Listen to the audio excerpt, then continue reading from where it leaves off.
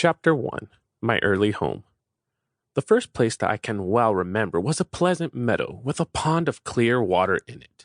Over the hedge, on one side, we looked into a plowed field, and on the other, we looked over a gate at our master's house, which stood by the roadside. While I was young, I lived upon my mother's milk, as I could not eat grass. In the daytime, I ran by her side, and at night, I lay down close by her. When it was hot, we used to stand by the pond in the shade of the trees, and when it was cold, we had a warm shed near the grove. There were 6 young colts in the meadow beside me. They were older than I was. I used to run with them and had great fun.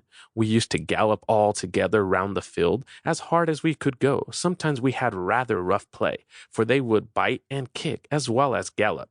One day, when there was a good deal of kicking, my mother whinnied to me to come to her, and then she said, "I wish you to pay attention to what I am going to say.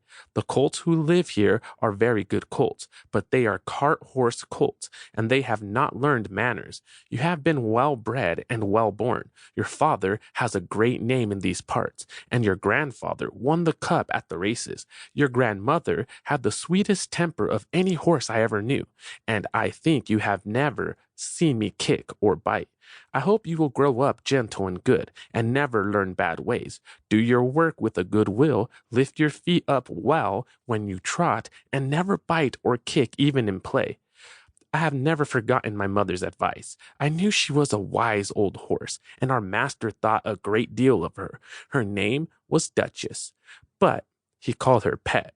Our master was a good, kind man. He gave us good food, good lodging, and kind words. He spoke as kindly to us as he did to his little children. We were all fond of him, and my mother loved him very much. When she saw him at the gate, she would neigh with joy and trot up to him. He would pat and stroke her and say, "Well, old Pet, and how is your little darky?" I was a dull black, so he called me Darky. Then he would give me a piece of bread, which was very good, and sometimes he brought a carrot for my mother. All the horses would come to him, but I think we were his favorites. My mother always took him to town on a market day in a light gig. We had a ploughboy Dick who sometimes came into our field to pluck blackberries from the hedge.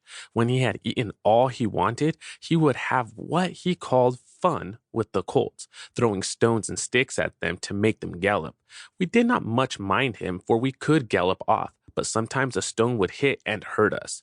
One day he was at this game and did not know that the master was in the next field watching what was going on. Over the hedge he jumped in a snap, and catching Dick by the arm, he gave him such a box on the ear as made him roar with the pain and surprise.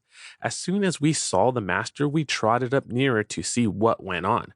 "Bad boy," he said, "bad boy, to chase the colts. This is not the first time, but it shall be the last. There, take your money and go home. I shall not want you on my farm again." So we never saw Dick anymore. Old Daniel, the man who looked after the horses, was just as gentle as our master, so we were well off.